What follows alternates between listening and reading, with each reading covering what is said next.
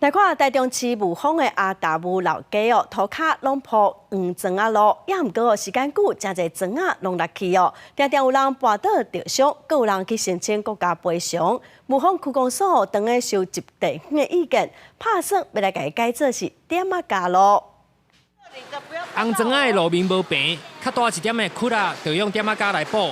台中市雾峰区阿达姆旧街就伫咧雾峰第一公有市场内底。 平常时踅街买菜人潮真多，年岁较大的甲新长者拢会特别来注意路面的状况。因为它的不是说很平了，应该还要恢复原来的，不是说补这个柏油路吧？只要无白去踢到去街掉就接落啊。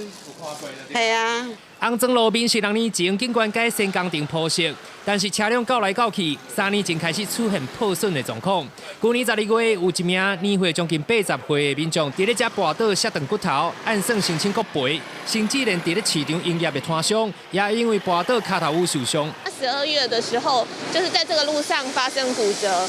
就是跌倒，然后发生骨折这样。对，那他是告诉我说他有去中国那边做手术这样子。那因为他骨折，所以他现在不方便下楼。你走过去，当你跌倒，你才有发现你真的是落差太大了啊！那你一般这样看，你就看不出来。雾峰区公所表示，市场内底往来的人车真多，也阁有摊商需要落货，因此无法度管制车辆。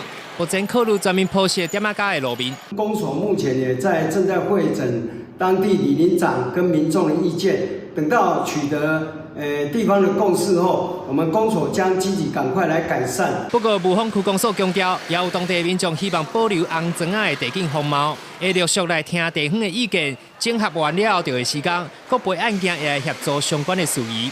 记者台中报道。